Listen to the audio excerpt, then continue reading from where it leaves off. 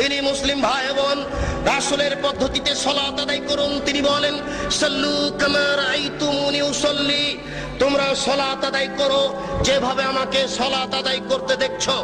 আল্লাহু আকবার বলে সালাত শুরু করবেন। সালাত শুরু করার সময়তে দুই পায়ের মাঝে অর্ধ হাত এক বিঘত মতো ফাঁক থাকবে। স্পষ্ট হাদিস দ্বারা প্রমাণিত নয়। পাশে আর একজন দাঁড়ালে পায়ে পা মিলিয়ে দাঁড়াতে, ভারসাম্য বজায় রাখতে যতটুকু দুই পায়ের মাঝে ফাঁকা রাখতে হয় ততটুকু রাখতে হবে।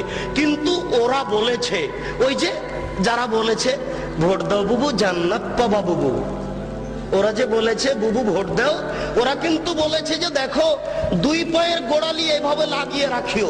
কেন লাগিয়ে না রাখলে লজ্জা স্থানের যোগাযোগ মাটির সাথে থাকবে। নাউজুবিল্লাহ, বড় নোংরা কথা বলেছে। সাবধান, মহিলা পুরুষ একই ব্যাপার। ভারসাম্য বজায় রাখার জন্য দুই পায়ের মাঝে যতটুকু ফাঁকা রাখা প্রয়োজন ততটুকু ফাঁকা রাখবেন। আল্লাহু আকবার বলে হাতের আঙ্গুলি জমা জমা করে কাঁধ সামনাসামনি, কাঁধের লতি সামনাসামনি হাত উঠাবেন। এইভাবে থুতনির নিচে নিয়ে আসবেন না, কান ধরবেন না। একাধিক সহিহ হাদিস কাঁধ সামনাসামনি। এই আল্লাহু আকবার বলে ডান হাতের কবজি বাম হাতের কবজির উপরে রাখবেন। আল্লাহু আকবার বলার পূর্বে কোনো শব্দ চলবে না। সশব্দে নিয়ত করলে আল্লাহ রাসূলকে অপমান করা হবে। সশব্দে নিয়ত করলে আল্লাহ রাসূলকে উপেক্ষা করা হবে।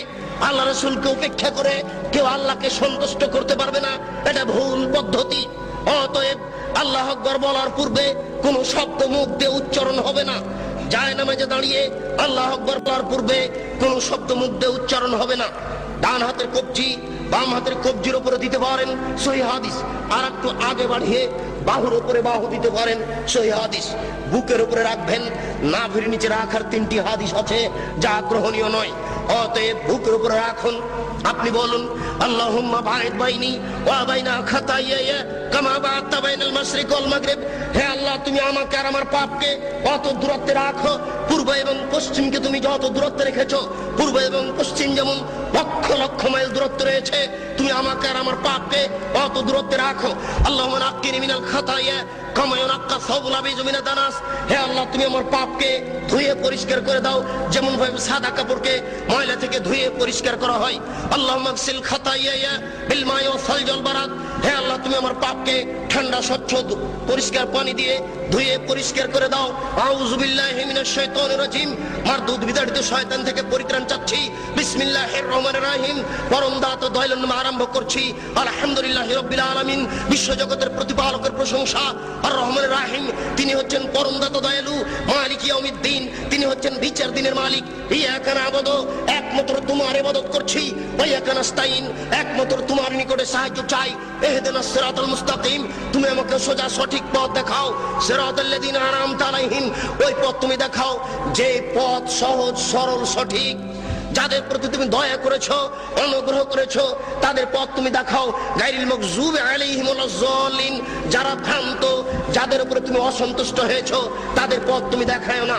এরপরে বিসমিল্লাহির রহমানির রহিম, পরম দাতা দয়ালুর নামে আরম্ভ করছি। যে কোনো একটি সূরা। আল কারিয়া, মহা দুর্ঘটনা। মাল কারিয়া, মহা দুর্ঘটনা কি? ওমা আদরাকা মাল কারিয়া। হে নবী, আপনি কি বলতে পারেন মহা দুর্ঘটনা কি? ইয়াউমা ইয়াকুনুন নাসু কাল ফারাশিল মাবসুস, যেদিন মানুষেরা কীট পতঙ্গের নয় বিক্ষিপ্ত হয়ে পড়বে। ওয়াতাকুনুল জিবালু কালাইহিল মানফুস, যেদিন পাহাড়গুলি ধুলিত তুলার নেই একবারে বিক্ষিপ্ত হয়ে আকাশে উড়ে যাবে। ফাম্মা মান সাকুলাত মাওয়াজিনুহু ফাহুয়া ফি শাতির রাজিয়া, যার নেকির পাল্লা ভারী হবে তার জীবিকা নির্বাহ অতীব সুখ স্বাচ্ছন্দ্যময় হবে। ওয়াম্মা মান খাফফাত মাওয়াজিনুহু ফাউম্মুহু হাবিয়া, যার নেকির পাল্লা হালকা হয়ে যাবে তার থাকার জায়গা হবে অতীব গভীর গহ্বর জাহান্নাম। ওমা আদরাকা মা হিয়া, হে নবী, আপনি কি বলতে পারেন গভীর গহ্বর সেই জায়গাটি কি? নারুন হামিয়া, তা হচ্ছে জ্বলন্ত উত্তপ্ত আগুন। এই বলে আল্লাহু আকবার বলে হাত খুলে দিয়ে ওই পর্যন্ত উঠাবেন। হাতের আঙ্গুল জমা জমা থাকবে, আঙ্গুলের মাথা আকাশমুখী থাকবে, আঙ্গুলের তালু পশ্চিমমুখী থাকবে। এই বলে আপনি রুকুতে চলে যাবেন। হাত দুটি রডের মতো সোজা হয়ে থাকবে, আঙ্গুলগুলি খোলা খোলা থাকবে। কোমর থেকে সামনের ওজন হাতের উপরে থাকবে, হাত দুটি রডের মতো সোজা হয়ে থাকবে। আপনার এই কোমর থেকে এই সামনের অংশ একেবারে সোজা হয়ে থাকবে। এই পিঠের লম্বা হাড়, মাথা উঁচুও হবে না, মাথা নিচুও হবে না। একাধিক সহিহ হাদিস আঙ্গুল খুলে খুলে রেখে আপনি বলবেন সুবহান রাব্বিয়াল আযীম। উঁচু আল্লাহর পবিত্রতা বর্ণনা করছি যতবার ইচ্ছে। 3 বারের হাদিস ঠিক নয়, 10 বারের হাদিস ঠিক নয়। নইলে আপনি বলতে পারেন সুবহানাকা আল্লাহুম্মা রাব্বানা ওয়া বিহামদিকা আল্লাহুম্মা ইগফিরলি, হে আল্লাহ তোমার প্রশংসা সহকারে পবিত্রতা বর্ণনা করছি, দয়া করে তুমি আমাকে ক্ষমা করে দাও, যতবার ইচ্ছে। এরপরে যত দোয়া আছে আপনি বলতে পারেন সামি আল্লাহু লিমান হামিদা রাব্বানা লাকাল হামদ হামদান কাসীরান তাইয়িবান মুবারাকান ফি। আল্লাহ ওই লোকের প্রশংসা শুনলো যে তার প্রশংসা করলো, খুব তার প্রশংসা, বরকতময় তার প্রশংসা।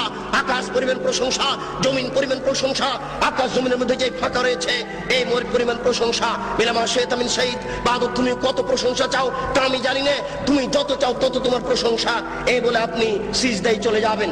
উল্লেখ্য যে এতদিন পর্যন্ত যেভাবে সিজদা দিচ্ছিলেন আজকে তার থেকে একটু নাক কপাল আগে রাখবেন, 8-10 আঙ্গুল, যেন পিঠের লম্বা হাড় একেবারে সোজা হয়ে যায়।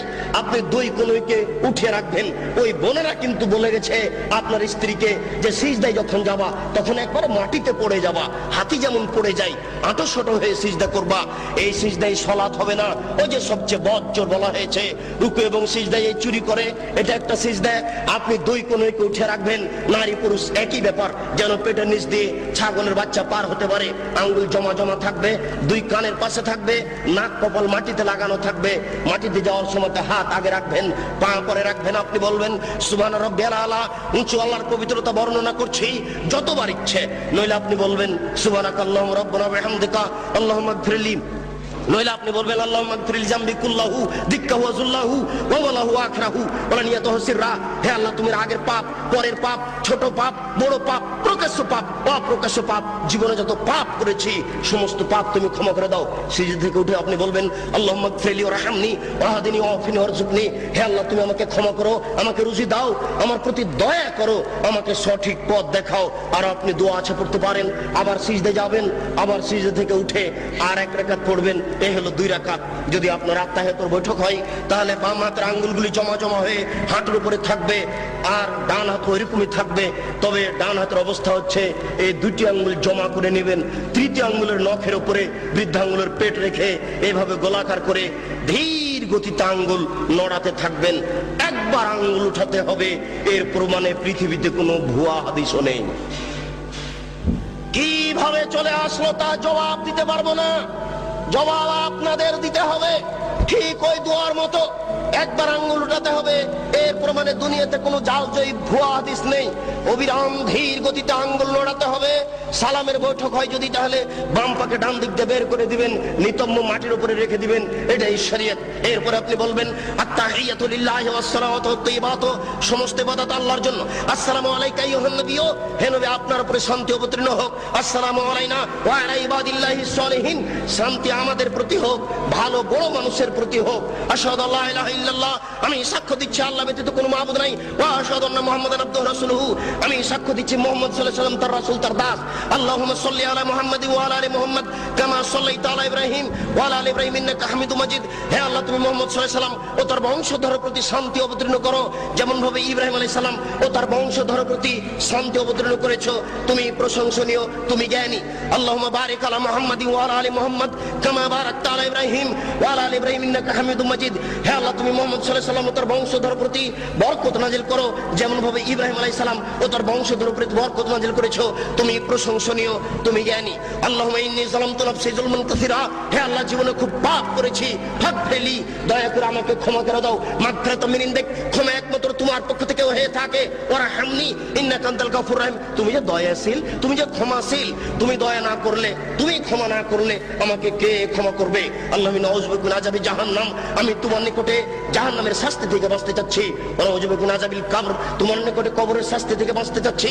ওয়া নাউযু বিকা মিন ফিতনাতিল মাসিহিদ দাজ্জাল, আমি দাজ্জালের ফিতনা থেকে তোমার নিকটে বাঁচতে চাচ্ছি।